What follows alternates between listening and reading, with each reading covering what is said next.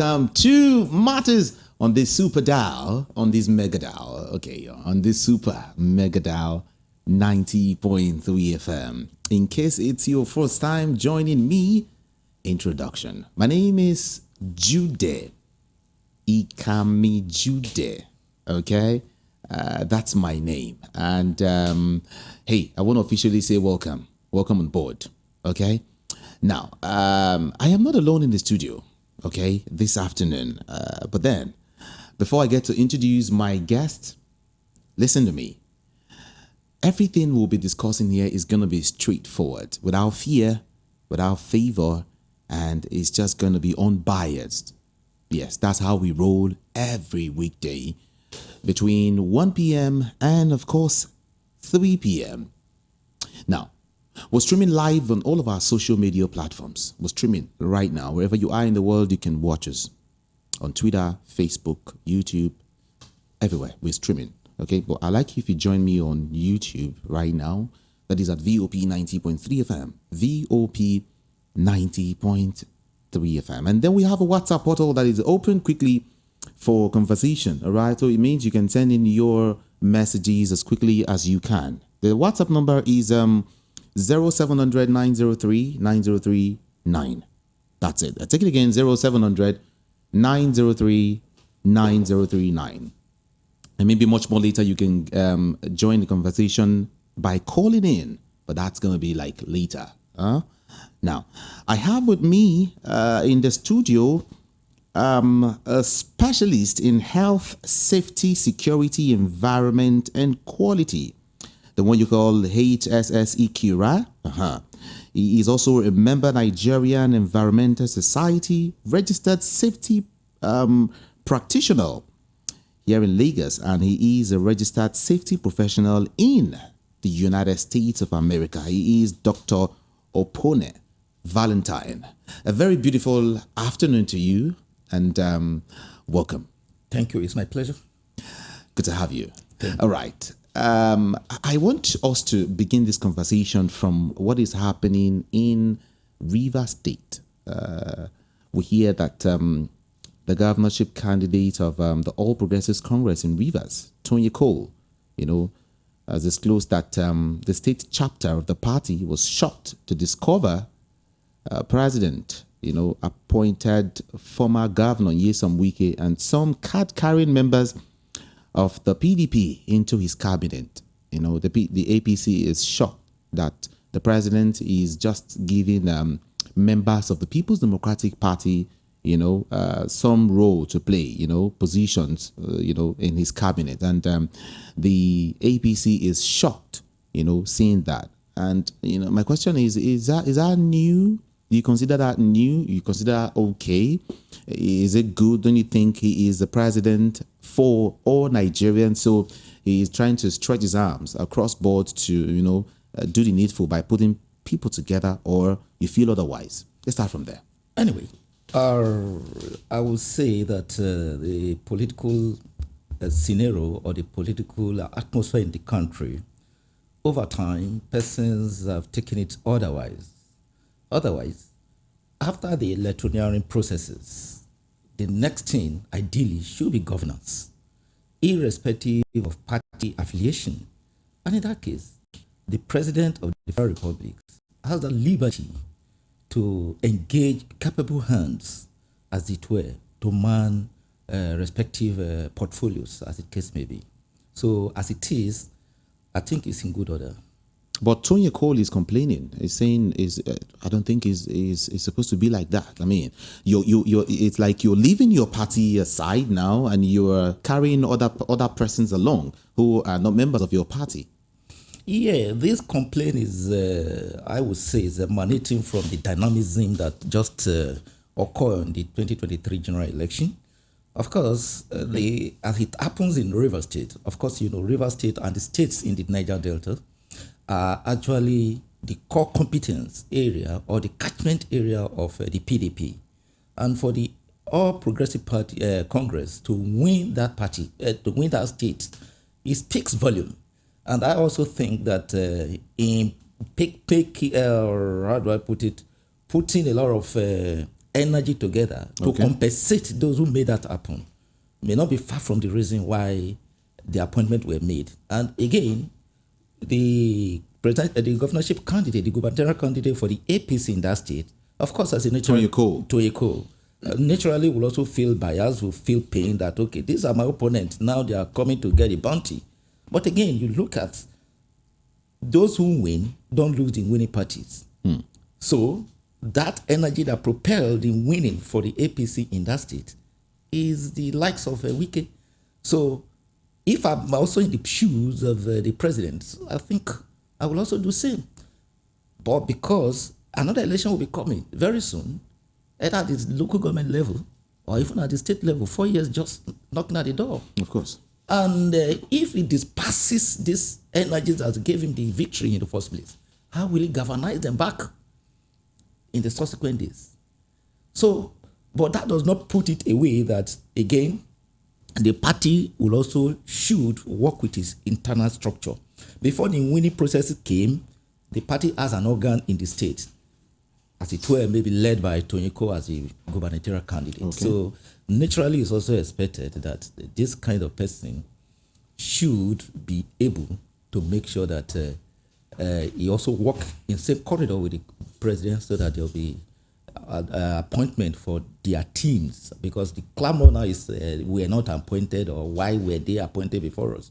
So if appointment is made in both hands, maybe Toyeko will have no reason to complain. Okay. But summarily, I would think what the president has done is in good order. But then, what the president has done is in good order. But then this man is saying that, or maybe rather I should put it to you as a question. Do you think that the loyal supporters should be left alone in this? You know, didn't they deserve to be in the cabinet also? They do. There must be succor. You know, I've said it earlier that the succor should be extended to both internal organs that have existed before the election proper and after the election. Because you look at the future just now, if it were left for a Toyeko alone in Rivers, I don't think APC will have even gone out any way in that state. Because I do know that, coming from knowing much about the energies and the party structures and the party politics in the Niger Delta, I know that it may not have been a very easy game to win for those who made sure that the APC won in River State. Maybe we'd rather say this is, maybe we call it federal power. Remember, the likes of Wike, the president of Wike is in Abuja right now, and then he's trying to make things happen in his own state. Some persons might tell you that this might not be from the president himself. It might be from a person like Wike, who is trying to make sure he does the needful to settle some persons, because you also mentioned the next election is in view. Don't you think so? Yes, of course. There may be no serious reason for Toyeko to really complain of anything, because, Wike is from the state. Okay.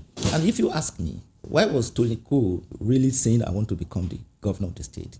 Of course, he wants to also put his own energy towards developmental programs for the state, at least see the state okay.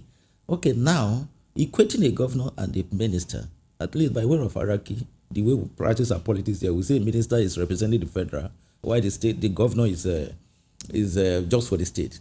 And now, a Wike is from that state.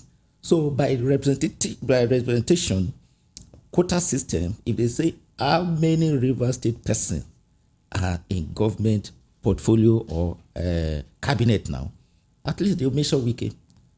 And I'm also aware that if a Wike was not there, maybe another person will have been there. But if you look at the energy a Wike has, I think that kind of pedigree will bring more development through the federal to the state. So in any way you look at it, River State is going to benefit at the end of the day. Okay, but then again, let's look at what Tinubu has done so far across states. Some of the persons he is working with currently, some of the appointments he's made. Now, it might surprise you that it's not only Tony Cole of Rivers that is saying this. Some other persons are also, have been agitating, have been raising their voices as to the fact that Tinubu is appointing some members of the opposition party into his cabinet. How would you want to describe that? Let's give it an overview. Yeah, 1999, thereabout. That is in the days of Obasanjo, former President Obasanjo. The likes of Bola Ige were engaged, and those were the staunch opposing forces. Then in the AD also, opposing the government, but they engaged Bola Ige, not just in one small portfolio, but he was given Minister for Power. And then there was no yulabalu on why was Bola Ige employed or engaged. But again, in recent time, people look more at the gains as against the competence of the persons. If a PDP man is engaged or appointed into the cabinet of APC man, is the engaged man from Brazil? Is it not a Nigerian? Okay. So let him also contribute his own quota or our own quarters. But that does not say that the party should disclude his people and begin to look for other people from other party. Party members will be there. In fact, how to even make your party member enjoy to call in governance. Also, it does not only include giving appointments. People are there to run other activities like contractors. You can give them businesses as long as they are qualified and competent for the job you are giving them. So these are the areas. But again, like I said earlier, a lot of people will engage in politics not just because of being there to contribute, but because what is there for us at the end of the day. And that actually brings us to this primordial discussions about the way we run our party. Because everybody will be looking at, is he a Christian? Is he a Muslim? Is he from the East? Is he from the West? Is he a Northerner? Do we really need to begin to look into all these primordial matters? We don't. And that, by the way, is the reason for this clamor you are talking about now. Yeah. VOP 90.3 FM. Let me quickly take you to Edo State. What is happening or what's playing out in Edo State now. But before I do that, let me let everyone who is listening or who is watching us know that the Independent National Electoral Commission has fixed September the 21st, 2024 for the Edo State governorship election, while that of Ondo, that will be held on November the 16th, 2024. All right. Now, the big deal is what is happening in Edo as we speak. I mean, it's getting messier almost every day. And now we hear that the Edo State Governor, Godwin Emefiele, has agreed to reconcile with his deputy, Philip Shaibu, but on the condition that Shaibu drops his ambition to run for the September 2024 state governorship poll. The governor wants the deputy governor to drop his ambition. And we're looking at it. Okay. In time past, I've had some persons, or a couple of weeks ago, I've had some persons in the studio analyzing this thing. That, hey, look at it. Oshiomhole, who came in as a governor before Godwin Emefiele, is from... Godwin Obaseki. Godwin Obaseki, I beg your pardon. Godwin Obaseki is from Etsako, right? And that's Edo North. Edo North. And we have Philip Shaibu, who is the current deputy now from the same area. Yes. Then one, what's his name again? This man that was given appointment recently, who is also from Aochi area. I think he was given, is it Minister of Youth and Sports or something? Okay, yeah. Yes. Momo. No, Niger Delta. Minister formerly for Youth. Exactly. Converted to Niger Exactly. Delta. So people have been saying that, hey, why this region alone in Edo State?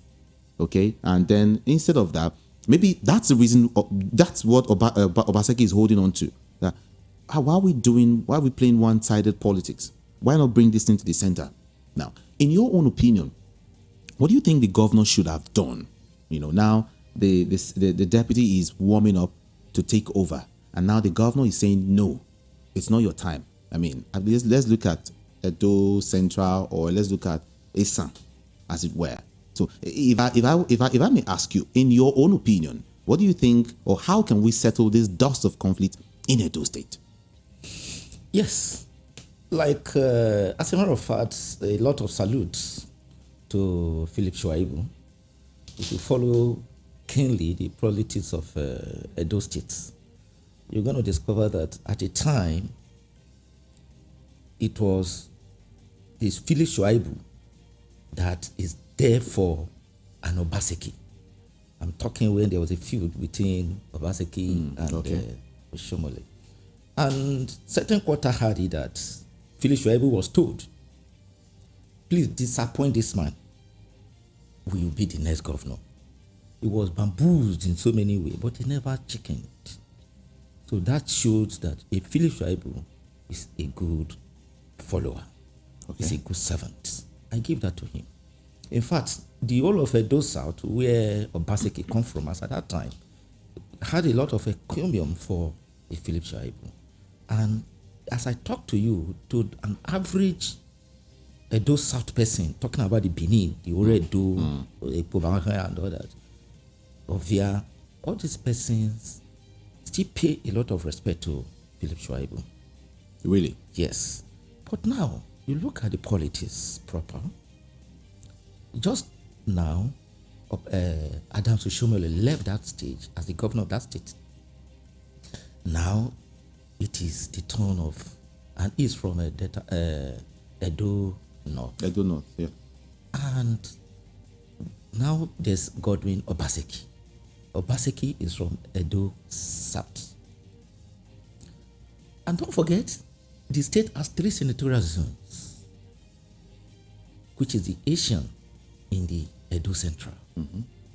So if the Shuaib permutation and calculation clicks, that means Asian people, who is the Edo Central people now, will not have another 4 or 8 years to wait to become their turn. So maybe the way both of them translate this information to each other will have caused a problem. But this analysis is super. Your brother just left there. You're also almost there as deputy. Now let these people go there. I believe. But again, when people are in need of certain things, they intend to do a lot of promises. Ishmael could also say, oh, in the day when I was standing for him, maybe he has given me this promise. Then let me start by it. But the ideology is to be that the party is supreme. By the time this analysis, this energy is swifted to the people of Edo North, as Shuaib being the card-carrying person for the PDP, I think that party may not win in that state. Because the Asian people may not go that way. And a lot of persons who have loyalty for Shuaib in Edo South may not also go that way. Then why shouldn't I see how to win, then you begin to tell how to lose? Like I said, the way of communication will have been their problems. But the ideology in place is super. Ideology. The ideology. So what you're saying is the party might not win this election if Esan is not carried along. Yes, it's like that. The last governor that emanated or come from Asian extract in that state, maybe it's Ambrose Ali. And then it was Hoinsway for the PDP, but he was never a governor. Onalememe at the time was a minister for works, but he was. What about Osumbo? There's Osarieme Osumbo now, right? That is Edo South. Okay. Yeah. So you see it. So Ambrose Ali was the last governor. Even the Osarieme Osumbo you are talking about, how many days did he stay there before he was relieved of that post? By Oshomole. By Oshomole. So you see that over time, the Asian people have been out of the game. And if you study the politics of that state, how many local government did they have? After, I think they are the second largest. after the Edo South. Maybe change this next year. Edo North, of course, has a limited number of local governments, and these are the people that will of course, make the vote. So looking at it from those perspectives, you see that it's good to put the Asian extract into center of the discourse. So maybe we should say Obaseki is right. Are you saying Obaseki is right? Yes. By asking Philip Shaibu to step down? Yeah, like I said earlier, you know, the way of communication matters. His intent is correct, but the way of delivery may be wrong. Because as a VP or as a deputy governor, your importance should be that my party is still going sway in the states, not to go and contest and lose. Because it's tantamounting to nothing if you go contest and lose. All right. It was gathered that Obaseki wants Shaibu to do so publicly. That is, drop his ambition publicly or be excluded from all government activities. A couple of, I think it was last week, his office was how do I put that now? Should I say shut down, or he was locked out of, you know, the office premises? But it's getting bloodier, it's getting messier. That's why, you know, people are getting concerned. People feel, well, something should be done before, you know, the election day. And the way it is now is like, you know, the PDP is losing it if care is not taken. Don't you think so? Yeah, the PDP is not losing it as long as... Are you sure? Yes, as long as they are bringing the 3 senatorial zone into discourse and talking about the Asianics in particular now. Now, you know, the wisdom of those who formed the parties earlier before now, there are chairmen at the local government, at world level, and even at the senatorial zone level, even at the state level. And what is the function of these men? The function and the excuse is to galvanize members where this kind of problems emanate. I believe the chairman or the party structure should be able to handle this before it gets out of hand. But you know, sometimes I'm privy to see some occasions where some principals will be alleged to have done this, done that. Okay. But it is not really them. You'll be surprised that Obaseki could be even asking, who locked that place? You know, because some person also want to take advantage to of say, course. oh, God, I'm there, I'm protecting you. So that is just the case. But I think my plea and appeal here is that for the party structures to take sway into the actions and let it die down. Okay. Now, in case you're listening, let me just give you a little bit of information as regards that. Now, Shaibu's ambition is at the center of the feud between between both of them. Now, the governor is from Edo South Senatorial District, and Shaibu is from Edo North. Obaseki is supporting one Asue Igodalo, who is a lawyer from Edo Central, to ensure fairness, justice, and equity.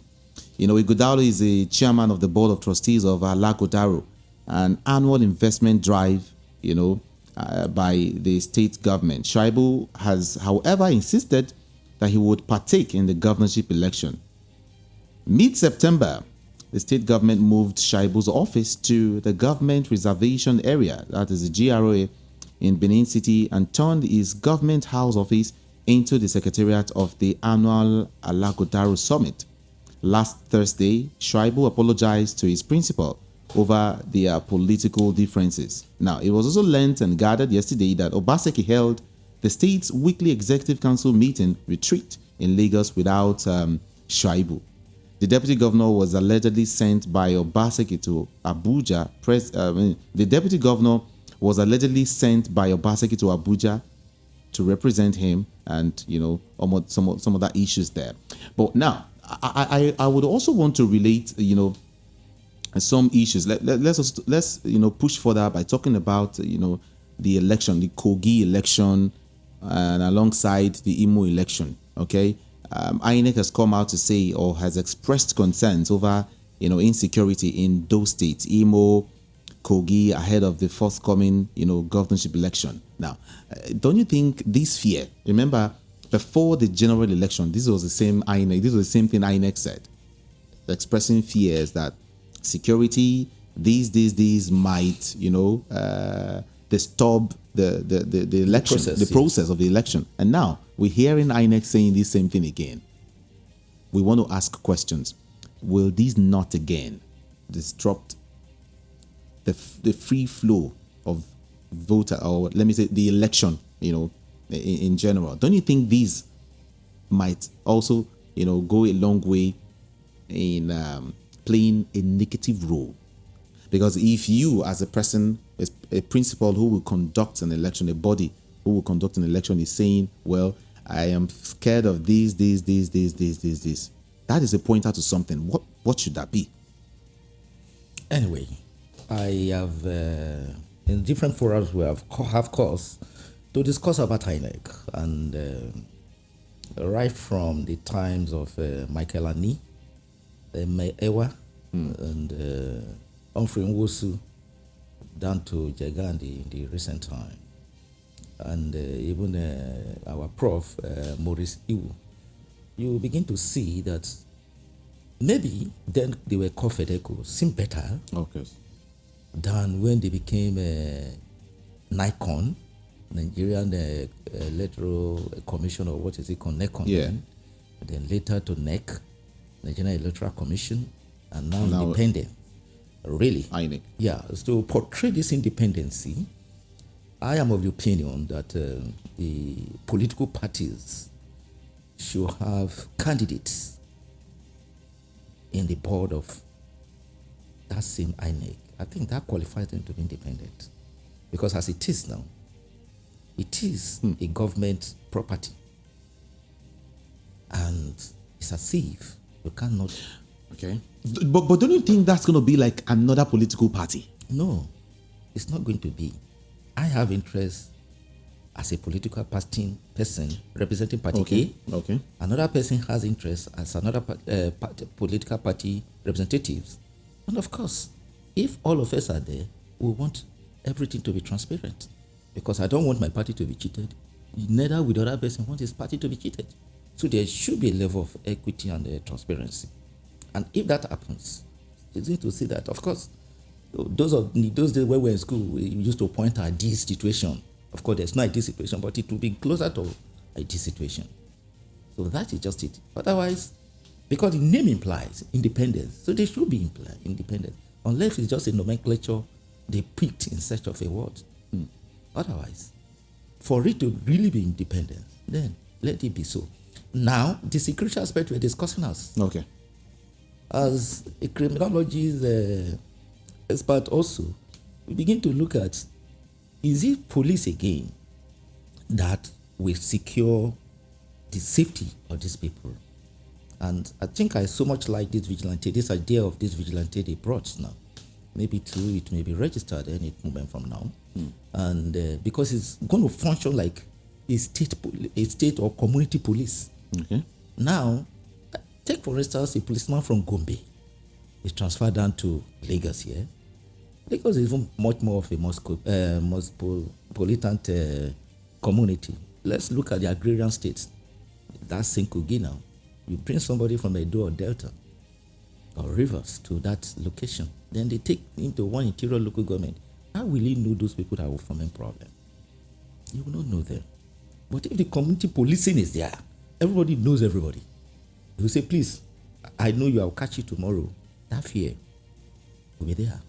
So I think I really salute it. Maybe that is the wisdom behind the government in looking into that vigilante group document to see how they can sign into law. So maybe if they not put them into, okay, you be there and be monitoring electronic processes, maybe it will go a long way. But the present situation, if I can declare so it is. Because the present security architecture we have, I don't think they are equal to. And we have so much painted politics. Like I said earlier, that it is a do or die thing. Everybody come in there want to make something.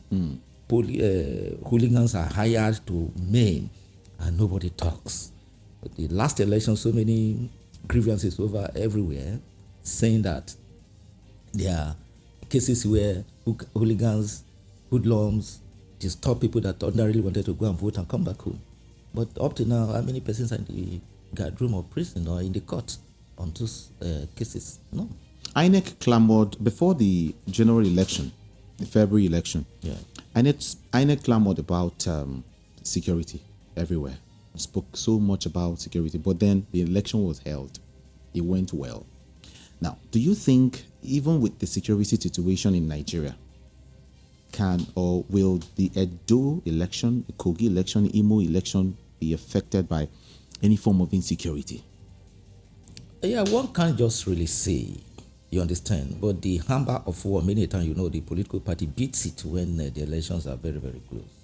So as it is now, the place is calm. Even the last election where they say people were being maimed, destroyed, killed, and all that, property destroyed. Of course, 3 days, 4 days before the election, the whole situation, the whole environment was calm. Not until when those reports begin to emanate from different quarters. So, but by and large, where the vigilante or whatever thing that they want to form cannot just be overnight. So, my appeal again is to the police and the security architecture in the country to also see it as a lot of crusade before those elections. Not just emanating from an quarter alone, but let there be crusade from those departments on the dangers of causing chaos during elections. Maybe that will also deter a lot of forces. We sometimes we ask ourselves in Nigeria if those who perpetrated some crimes during the previous election have been arrested, or has anything been done about it.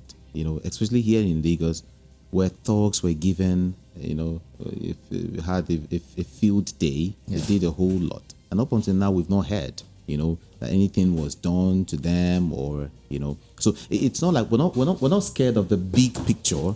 We're not scared of like we're saying maybe Boko Haram, or we're talking about bandits and all of that. We're talking about the internal system. Yeah. All right. During the election, politicians are quick to use the likes of thugs, and some other person. So, what are we really talking about when INEC says security system? We want to ask questions. Are you talking about bandits? Are you talking about thugs? The use of thugs and some other words. What are we really talking about? Anyway, I think what is the security thing they are talking about? They are talking about it. Majorly, I think INEC should be referring to the internal security in different states, not really the Boko Haram thing. The last election took place. There was no case of where Boko Haram chased anybody away. So, but it's internal thing, and those who maim, those hoodlums, are not Boko Haram members. They are still members of the society. So I think that is it. But I still see a very good ray of hope this time, because you look at the February and the March elections, all the states, nearly all the federations are into election. But this time, just a few states. I think Edo has a different date. Kogi has a different date. Maybe Tuimo will have a different date. So the arsenals can be deployed to those states massively. Voice of the People, 90.3 FM. Don't worry, I can see phones ringing. Shay, don't worry. We'll involve you in this discussion, okay? But then, hey, here is the big one. I should throw this to you also. The Senate President Godswill Akpabio has said the redesigned Naira, the notes, introduced by the former Central Bank of Nigerian Governor Godwin Emefiele prior to the last general election, was meant to disrupt the conduct of the polls. Do you agree with him? No. Tell us. Yeah. Prior to the redesign of the Naira, as a person, each time I go to the bank, the notes, I guess, are very, very wobbling, dirty notes. And the redesigning, we believe, was to at least bring cleaner notes to us. Maybe the implementation may be faulty, but the intent was not to disrupt the election. And of course, why would the president want to disrupt the election? He has a candidate he was supporting, which is his party member. Today, no, probably the central bank governor, Emefiele himself. No, that's what Akpabio is saying. No, you see, the Senate president, is he saying it from an authority or he perceived intention? Maybe that is opinion. Because the A governor of the central bank cannot take a position without the president. Okay. He has a master. And I've not seen it where an accountant will just go and send a check without the knowing of the MD. So the principle was there, and these were collectively designed. Like I said, that does not mean that the way they handle it was the best of it. Because I'm aware of persons that died out of no currency, no note, whatever. They needed money to exist, especially people going to the hospital, couldn't access fund, and not as if they don't have. But before you know it, the person is dead and all that. I know of all that. But again, I don't think it is Hill act. No, but what he's saying is that Emefiele tried to sabotage, the last election. He said Emefiele tried to, sabotage the 2023 polls. No, I refuse to agree that. That shouldn't be true, because there's fake meeting. Emefiele, of course, is in their party. And all of them have a meeting. And I know something of that magnitude before it can be carried out, before it can even come to the public hearing. There must have been discussion about it internally. Dot the T's, dot the I's, and cross the T's. So it's not true. Of course, it's not as if we are saying Emefiele handle the project perfectly, but the intention to change the notes, I don't think so. He was actually talking to, the new governor of Central Bank. What's his name? Yeah, again? the one that was cleared yesterday. The name is Cardoso. Cardoso. Yeah. Right. He was saying he was before them, and they were asking him a question. He said, "CBN governor, will you uphold the integrity, steadfastness to resist when politicians come to you to join the presidential race and display your posters even as a sitting CBN governor in political, conventions?" You remember that was what Emefiele did. And then, will you rush to display your profile electronically at political conventions while sitting as a governor? Because politicians have told you that you have enough money in CBN to do so. Yeah, it's okay. And all of this question, So all pointers to Emefiele. The position here, you look at the way we run our governance and politics, you understand? There should be law, which I know, that bars persons as sitting governors of the central bank not to contest election.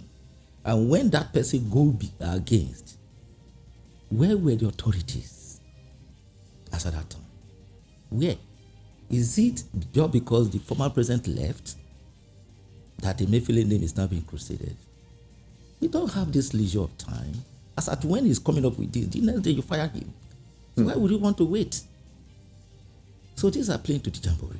So in other words, if we have to crucify Emefiele, we have to start from the president. Of course, anything you are saying. The former president. Yeah, if a company goes moribund, what will you call? It's not the MD. It's the MD. Or the people running the affairs of the company. You can't be looking for a cleaner. So in this case, we must place the horse before the cat. Not to place the cat before the horse. But here, where we are now, what we see is that it is only Emefiele who is facing the bones. I mean, he's the only one who is facing the heat. I have often asked people, where is the former president? Yeah. And the question is, he has no case to answer here. And I wonder.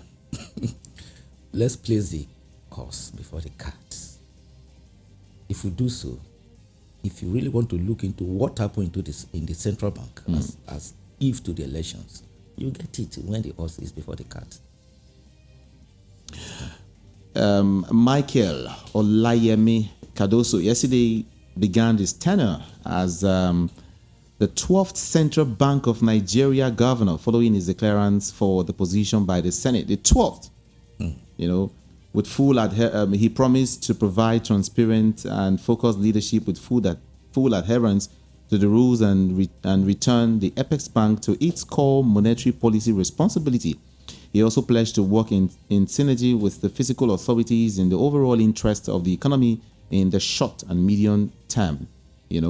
Then here is what we are pointing at. He said he would tackle inflation, naira, forex crisis, and a whole lot of that. Now, let's look at his person. Okay. What do you see the possibility of this man being able to carry out all of this? It's not the man. We're looking at the institution now. You look at the days of Obasanjo again. In that team, we have Olusegun Aganga. You have Ngozi Okonjo-Iweala. I think there's one fine chap again, intelligent chap from the North Central. And these are capable hands in economy.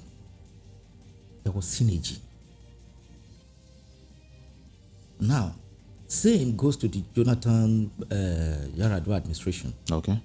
But the last administration, that is maybe why Annie Mefele is in the present Waterloo is. Because there was no economic team. There was no economic team. You look at who is the one for economic planning. You look for who is the one for finance. What is the pedigree? Though everything now is in the court of the CBN governor, which is not supposed to be so. So now I think the president now has started with good footings. Maybe too, Cardoso is resting on those good footings by those utterances he has made just yesterday. Because Edo, who is the finance person now, is capable hands. So by the time all these energies are galvanized together, I think the economy have a life. But not just him alone as the CBN government. So they need team in that regard.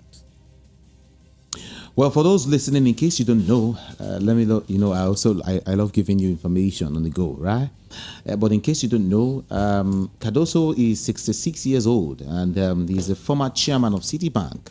Was Lagos State Commissioner for Budget and Economic Planning. Now, let me also bring this out. He has also said something very vital.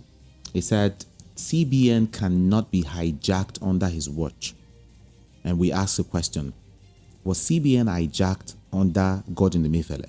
No, ever hijacked, not even Emefiele. Okay. Like something that has happened before. It will not necessarily be during Gordon Emefiele. But I am saying just, okay, because it's quite recent. Yeah. It's ambiguous. It's ambiguous to hear that CBN should be hijacked. By who now? No. Politicians, maybe? Yeah, no. Is that what he's saying? No, because first of all, you look at the competence of those people who are there. Don't just employ people or engage people because you need their patronage. And if that is the case, I don't see any government decision being hijacked by anybody. You understand? I don't see. Because it is better when you are there as a person and you see that things are going the way you don't want it. What do? You resign. You remember the case of Ewa in those days. Okay. The military government wanted Ewa as the NEC chairman to do otherwise in the course of the electoral process of NRS and the SDP. And they said no. He tendered his recognition.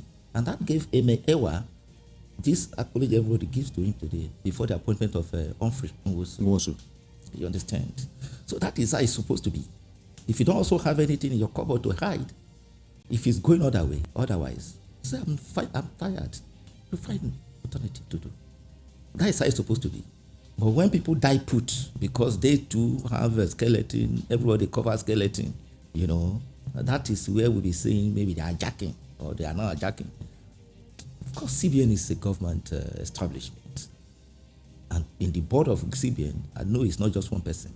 So all the people we seated and somebody X somewhere is hijacking. It's not possible. But competence matters. Competence. Okay.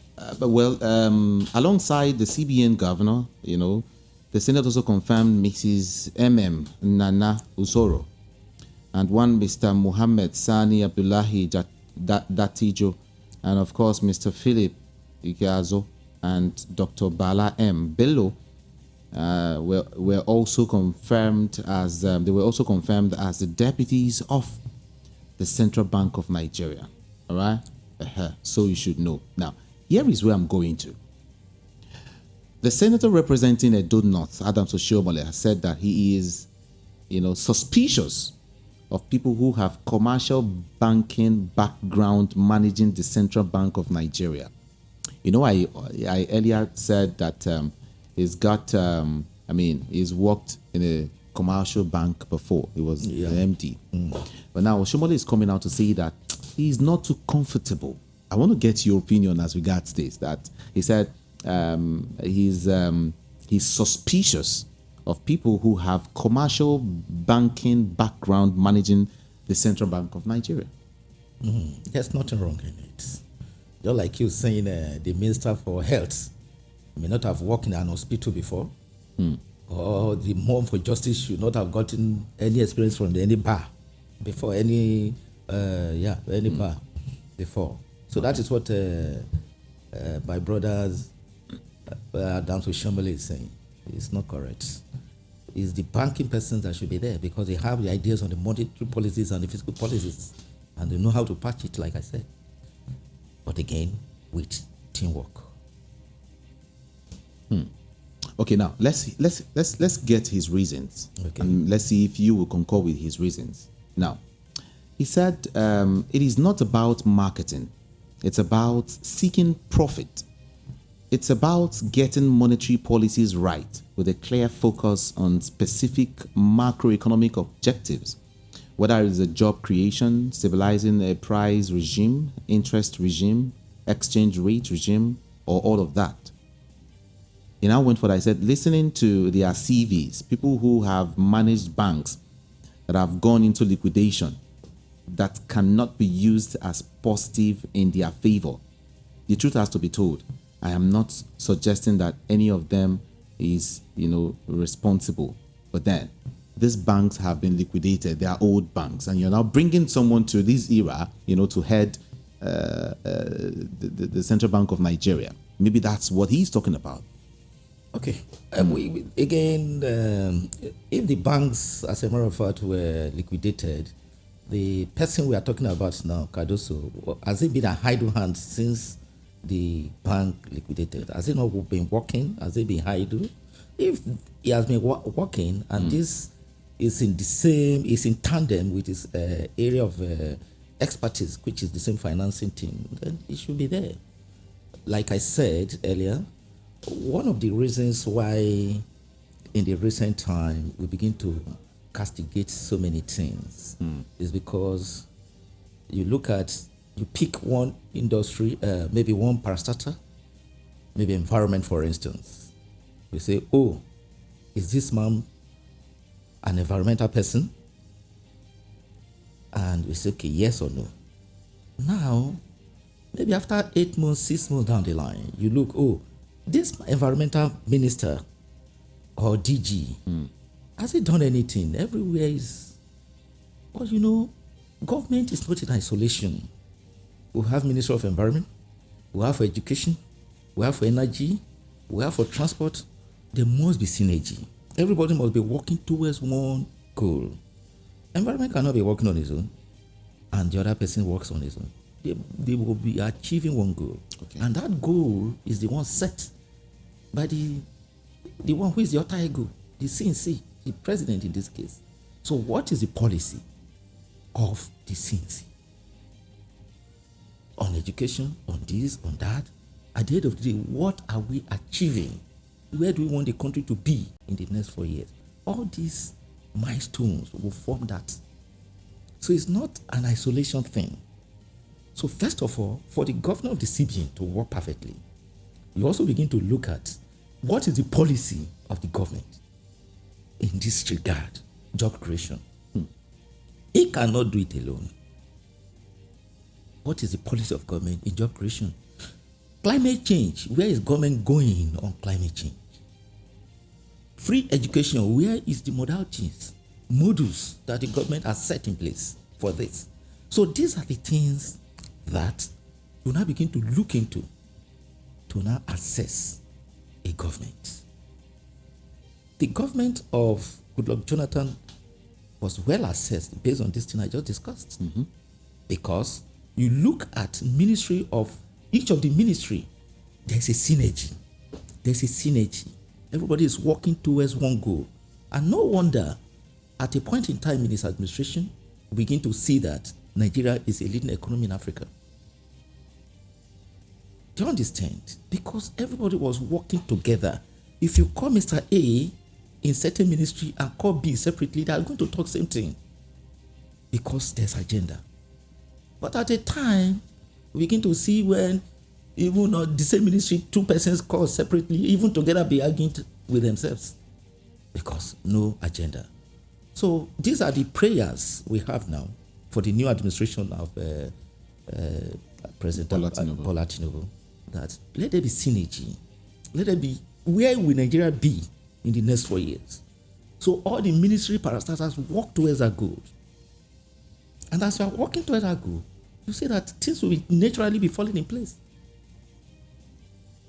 Maybe this statement of his might make you change your mind. Okay.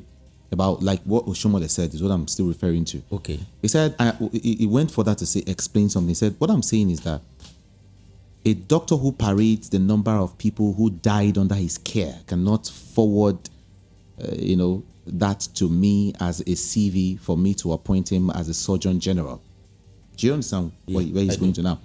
He said, I just need them to take note of that. But what we do in our small place of work, whether the survival of faith goes to our credit or discredit, so they should note that. Now, hear it.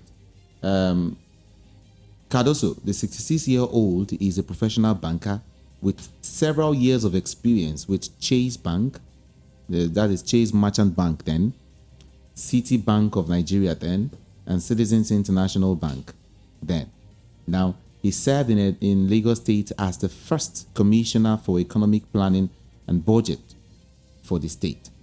Now, aside from Oshiomhole, Ndubisi, a professor of financial economics at the Department of Economics of the University of Lagos, had said Cardoso does not have a strong monetary policy background, but has proven himself in fiscal policy decisions and the banking sector. All right? He argued that you must be able to look at the big picture of the economy, not just balance the books like the bankers would do. He said, for him, I think I have some little questions about the monetary policy content in his profile. It's all right. I still did not agree with Adanso Shomole. Senator Adanso Shomole, sorry. Okay. Because you look at him now.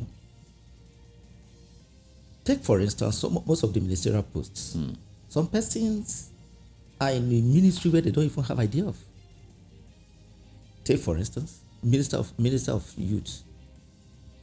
What do you need to study to be the Minister of Youth? We study youths. You don't understand? So what you need to study? Now, as I said earlier, you need teamwork.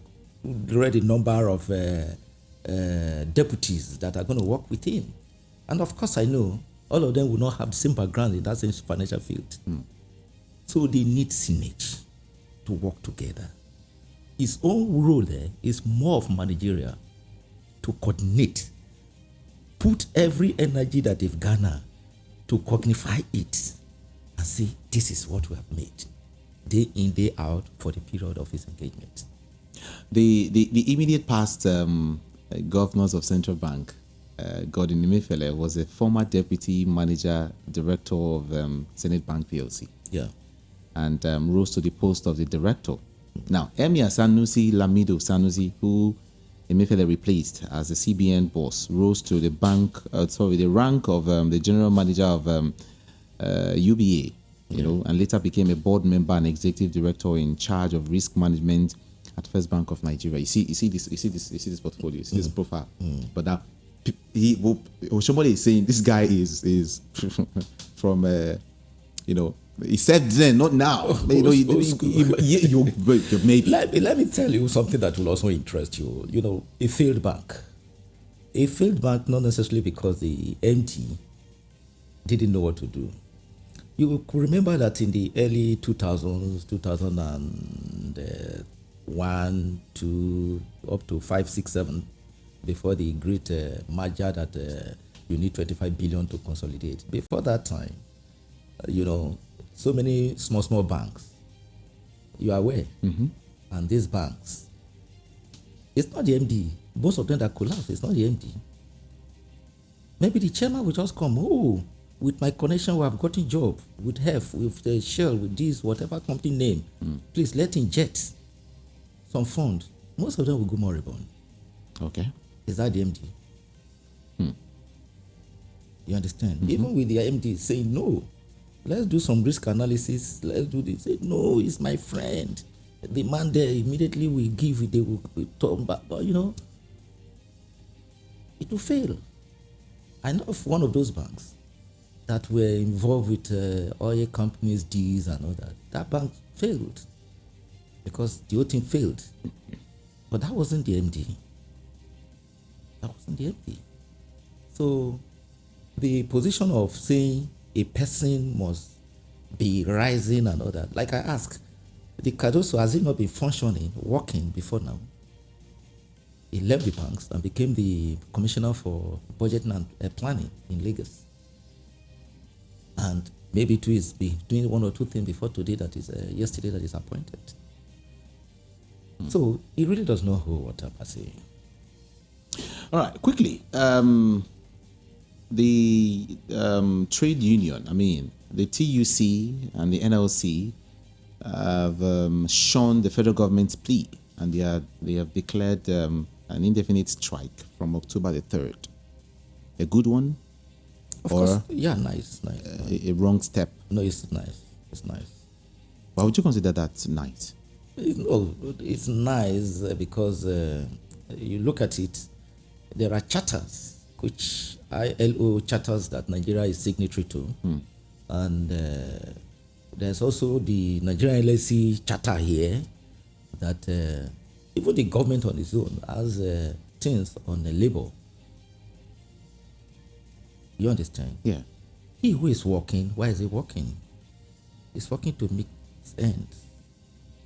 And if that ends is not meeting, you have to complain. Because it's only when you have complained that the other man will know that, it's not right. Things are not right. Therefore, it's the right decision. Now, my pain and the fear with illness is that in the recent time, we have seen them hurriedly going to strike and hurriedly calling off the strike. So that is where they had a little bit of change. Before you embark on strike, make sure you have exhausted all your options. And you say, I need 10. For instance, if 10 is what you are demanding, don't come back because somebody said, I will give 10. Then why did you embark on the strike in the first place? So for the NSC, I appeal to them is, don't mention it if you know you have not exhausted your options. Make sure that when you are ready to go for that you are going for must be achieved before you turn back. So all that time they will say, okay, we have called up the strike because there's negotiation. Why didn't you continue with the negotiation before you embark on the strike? So that is their being. So otherwise, the concept of going on strike is super.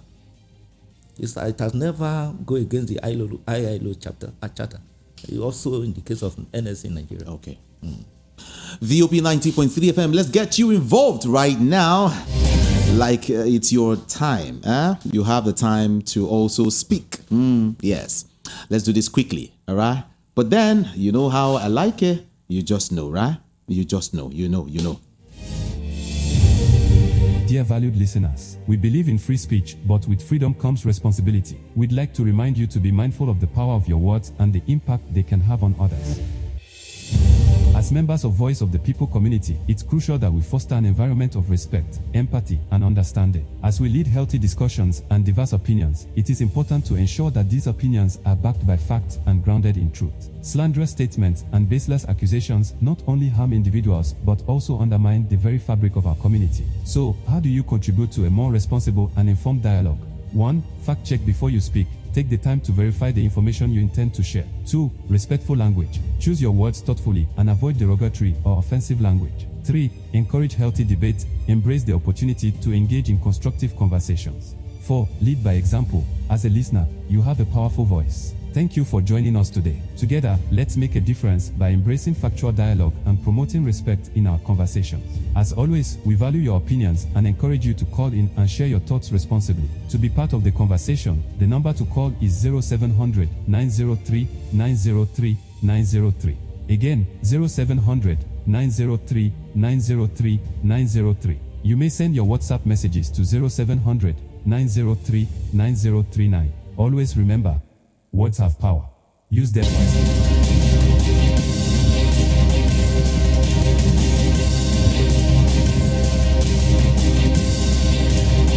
Words have power, they say. Use them wisely.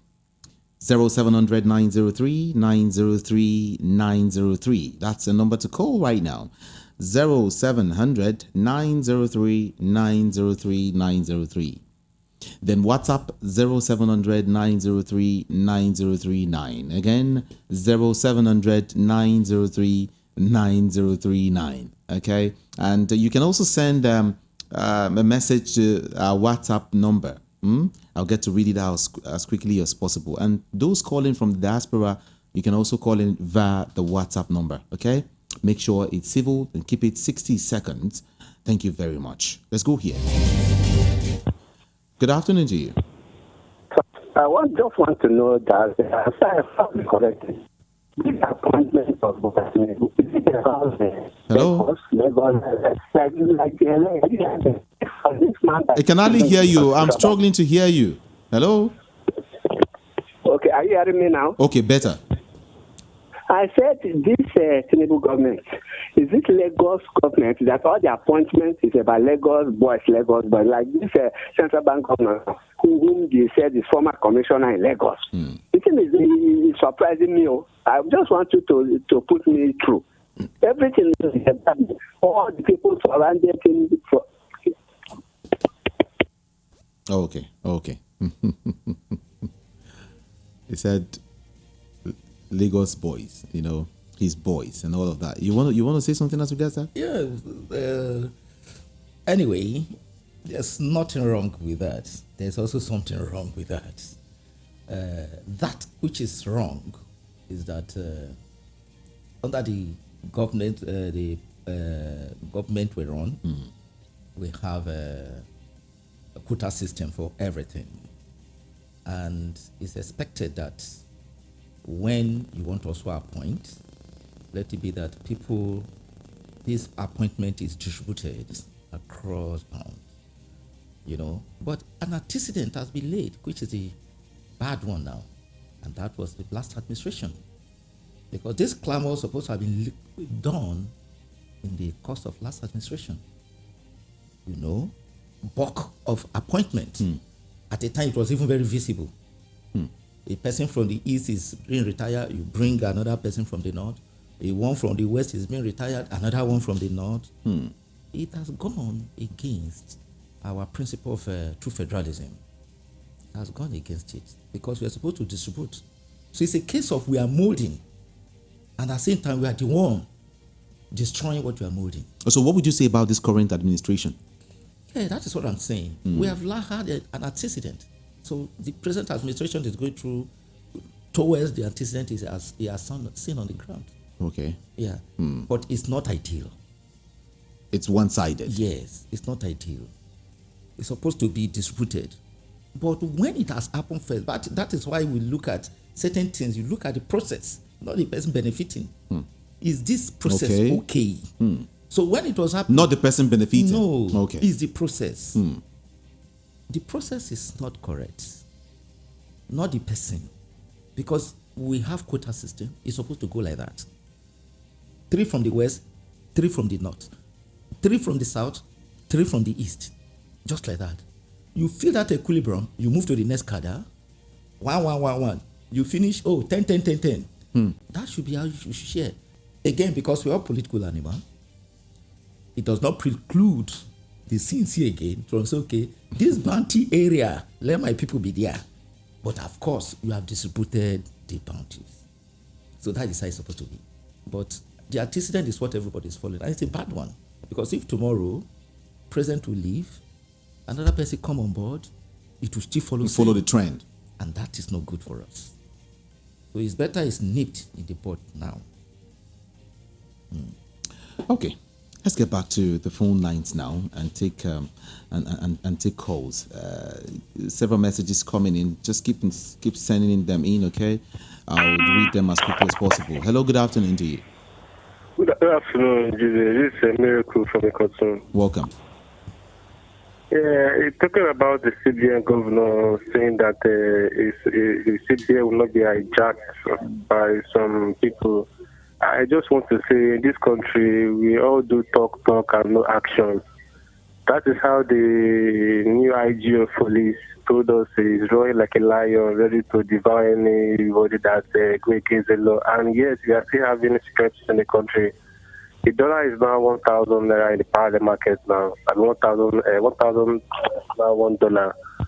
For me, I think I am done praying for Nigeria to get better. Instead, I want to see how I can help myself in this current situation. You understand me? And I want to call on the president that if he doesn't know how to change these things that's happening in this country, I can't remember when I bought fuel last. Whether I buy steady, even in Buhari period now, I can't even buy a liter of fuel because I can't find some buying 3,000, 6,000 fuel for a night just to sleep and wake up. I will spend 6,000 naira every day. It's painful, and if he doesn't know how to bring back this situation, please let him resign. It's not by force to rule people, and if you don't have the feels of people, you resign honorably. Things are not getting better. It's very unfortunate. People are saying, give him time. This is 100 days close now. And very soon we'll enter 1 year, then 4 years, then another 8 years. Where are we going to? For me not to buy fuel today, I'm telling you that it is very, very... It's not that I don't have the money, but I have to cut my costs. I can't be doing that regularly now. I've packed my generator. Now we don't have light for the past 3 days. My battery is low. My power bank is out. What do I do? Every corner of this country, they want to inflict pains. The subsidy they say they are sharing. I've never seen a grain of rice. Not talk of another thing. Please, if you cannot do this job, let him resign honorably. It's not a crime to resign from something that you know you cannot take care of. Please, thank you very much. Thank you so much for calling. I appreciate your call. We'll take more calls and, of course, read more messages now. But I just want to take a few more, then I'll read your messages. Okay? Now, let's do this one. Good afternoon. Hello. Good afternoon, Mr. Jude. Welcome. Good afternoon. Yeah, this is Mr. Legend. All right. Welcome. Yeah. Good afternoon. Welcome. Good afternoon. So what I'm trying, my take is this: if this man cannot do this, let him just go out from that place. You understand? This is 100 days of his office now, and he is not. I'm not seeing anything. We are not making progress at all. We are not going anywhere. Look at the price of everything. It's escalating every day, going higher and higher and higher and higher and higher, and nothing is done. And every day they start talking, bringing one problem or the other from back and front. It doesn't work. If he cannot lead this country to anywhere, let him automatically resign.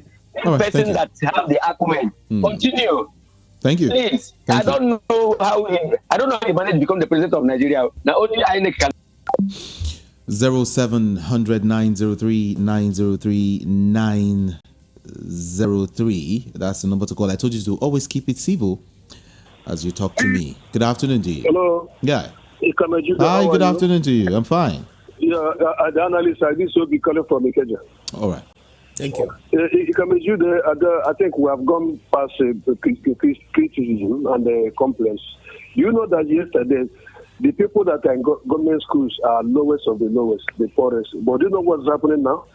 Most of these with their parents are forced to pay tax, 8,500, medical, everything almost 25,000 naira. People will die. Many people are going to drop out of the public school. That is the last people. Even people in private schools now are moving to public school because they can't pay. My daughter's school now, from 7 classes, there are only 2 classes now. Many people have left the school. Now the private school now, people are running to this tax. What are they going to? Is it to put prayer in their boxes at the end of the day, or what? To use all these taxes that collected. People you are leading are dying in torrents. They are dying in droves. So what is the essence of governance when you can't give your people good governance?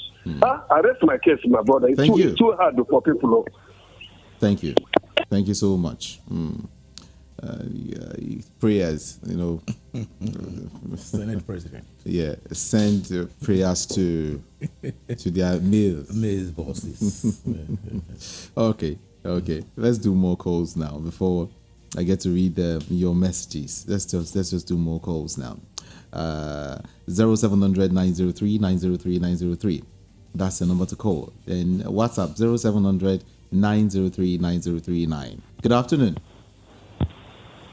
Good afternoon, sir. Hi, good afternoon. God bless you, sir.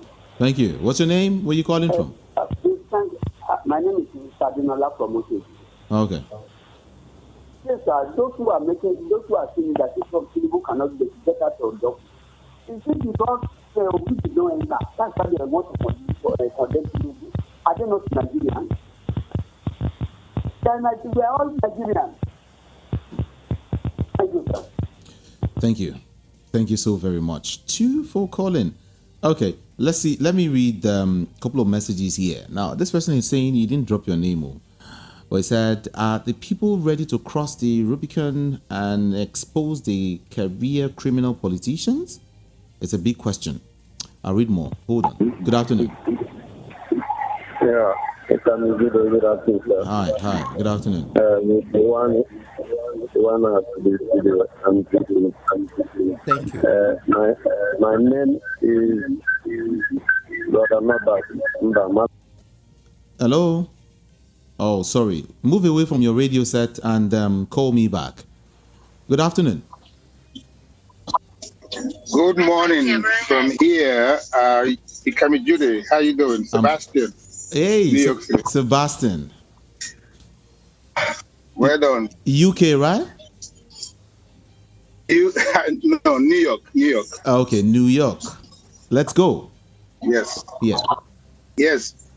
To your guest, good day, sir. Good day, my brother. Yeah.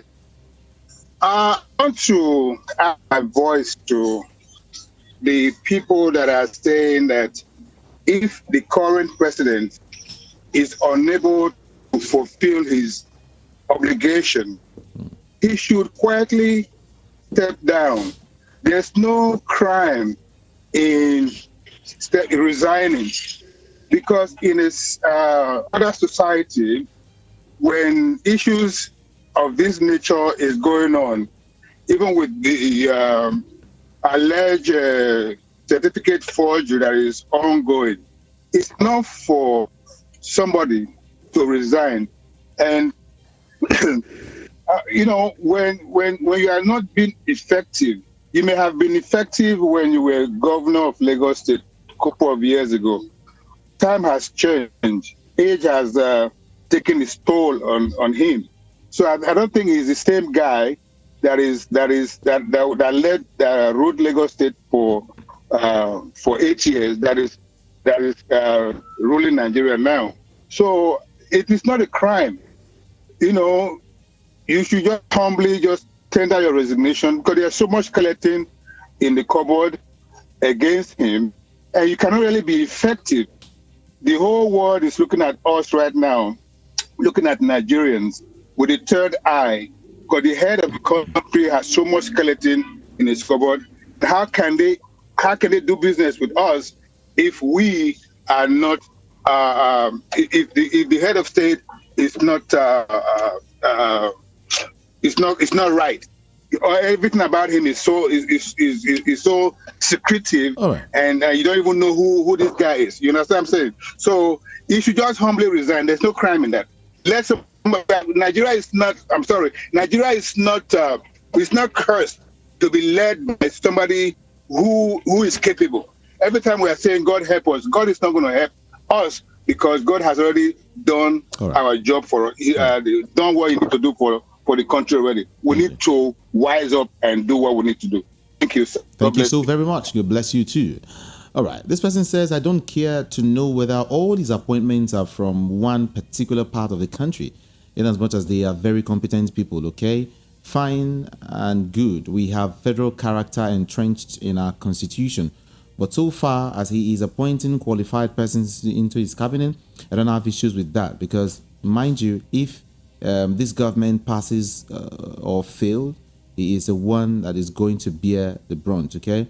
Bishop Adonai from Ejigbo. Thank you so very much, Bishop, for sending that in. We have, okay, a couple of minutes to roll, but you can still call in. The number to call is 0700 903 903 903. And of course, like I said, WhatsApp is 0700 903 903 9. That's it. Good afternoon. Hello. Hi, good afternoon.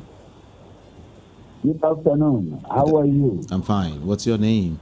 Yes, my name is Chief Unamka. I'm on the line. Welcome. You see, I've been listening what you people are saying so far, so good.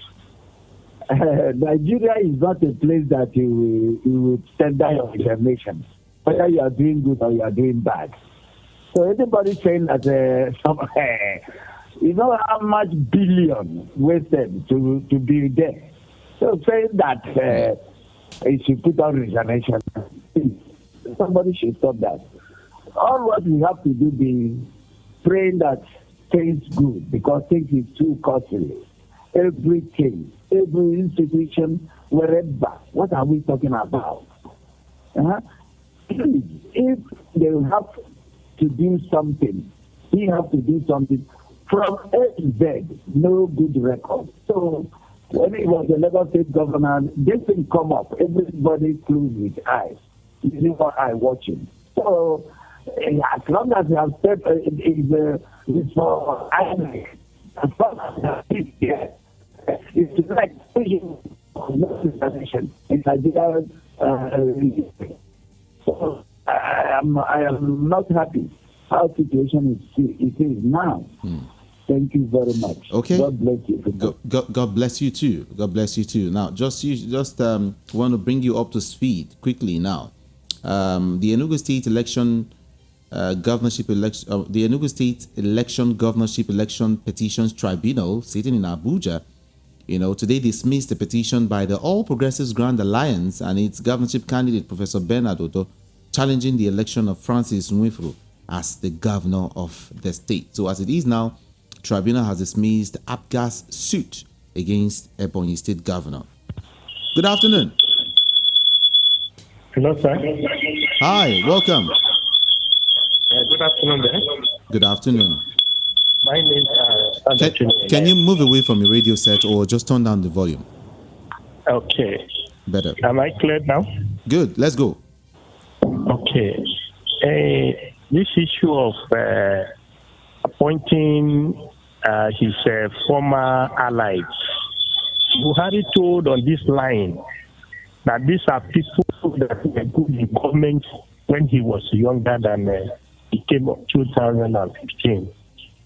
And we are now licking our wounds now as a result of that. And this man, he said he's going to take after his former boss. A man called and asked a question, why is it government, Lagos State affairs in appointing his former cronies? Actually, when there is a woman in my village, a mad woman, he set her house on fire.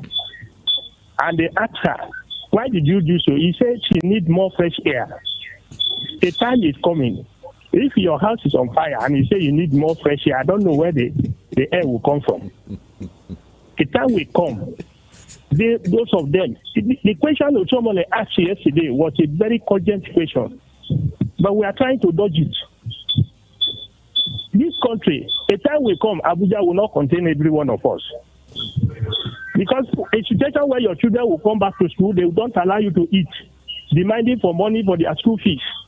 And government is not, in fact, listening to anybody. Yeah. How do we go? Where do we go from here? crying everywhere when God has already blessed this country abundantly, and we keep praying. In Israel, where this religion comes from, they do things in their own way. They are not calling on God to help them all the time like that. It's painful. Very, very painful. We can't continue like this. Then the new Senate president now, I cannot see how cheap that man is. He was not the type of man I prayed for when he was in Akwa Ibom as a governor. He cannot come out with boldness and say the truth again. Oh, may God help us. Well, thank you. Thank you so very much. Okay. Before we begin to wrap up, let me read this message quickly. It said it is obvious that this government weren't prepared to rule. 100 days in office, no media chats to tell us the directions. We are not tired of prayers. Greece had more than 3 governments in a year before they got it right. Ezekiel from Ejibo sent in that one. All right, let's hear from you. Good afternoon to you. Hello, Judah. Good afternoon. Good afternoon. All right. Good afternoon to your guest. Thank you. Judah, honestly speaking, the way things are, I'm Ben, I'm calling from Eba. All right. The way things are still happening in this country, I'm telling you the truth. I don't want to use words that is not radio friendly. You can imagine the way this man is making an appointment. APC category members become CBN governor. It's too bad now. It's too bad. How do you think that this will work? Tomorrow night we appoint another INEC chairman. It's too bad. It's supposed to be somebody from another political party, from another region like Igboland. I joined a legend Obi, Salatin from New York. This one should resign because if you check his performance during the campaign, you will find out that this Nigeria is too big for him. It's too big. It's just like a hunter that uses elephant to set traps. Which animal do you want to catch? This country is too big for him. It is breaking his hand. He don't know what to do. All he does is to travel and be making noise and enjoying himself. He's using us to catch cruise. I'm telling you the truth. Things are damaging. When these children is pursuing, what I used to tell you people, 15 million Nigerian children out of school. The result is calling now. So many undergraduates will not go back to school. People who are doing 30 years, 40 years, they will not go back. How can they go back? Only to transport yourself to the east now, you need to map out 30,000. Only one person. If you have, how much are you going to use to pay school fees? How much are you going to use to feed yourself? How much are you going to use to feed for accommodation? One of the parents will get arrangement for 30,000. And 30,000 is the minimum wage. 25,000 naira. The man is destroying this country. 38 container now, 40 feet container, 10 million against 2.5 million, 3 million, 3.something million. Now, for container to come out, and at times you pay, they pay that amount, it will not come out. A lot of importers have done, let their container run back to Europe. They will not import again. And so many people have left this country, go to African countries, they import there, offload there, and that has withdrawn all the market, all the African traders that come to Alabama and the trade fair and go to Nigeria to buy their market. They are not coming again. Well, because they are offloading in their country. Tinubu is destroying business. I'm telling you, he should resign. He should resign. It's all right. I'm telling you the truth. He should resign. Let him resign, please. Thank you so very much. I appreciate your call. We begin to wrap up now. Dr. Valentine, your last shot before we go this afternoon. It's all right. My last shot is basically on INEC. INEC should wake up. INEC should see that being an umpire, they stand the gap of making or marring the country. Because if the nerves are so strained, then the fibers of the country can also be destroyed. When you do election, let the winner know I'm winner, and let the loser also see himself as a loser. But when everything is treated in secrecy, it can bring bad blood. So now I think should wake up. Like elections are coming in 6 or thereabout states, repetitions of that which has just happened now in the previous election of early this year should not be repeated. Because time that we're supposed to, the governors supposed to take to work, now they are parading the tribunal day in, day out. That's supposed not to be if the election has come out clean and fair. Thank you so very much. I really want to say, I really want to appreciate you. Thank you. It wasn't easy getting you, but you are here. Thank you so very much for coming. Thank you. I appreciate you. I really appreciate it. This is Voice of the People, 90.3 FM. Well, I will be here again tomorrow, being Thursday. We'll get to talk more. We'll continue the conversation tomorrow. My name is Jude Ikami Jude. Thank you. I'll see you tomorrow. Good afternoon.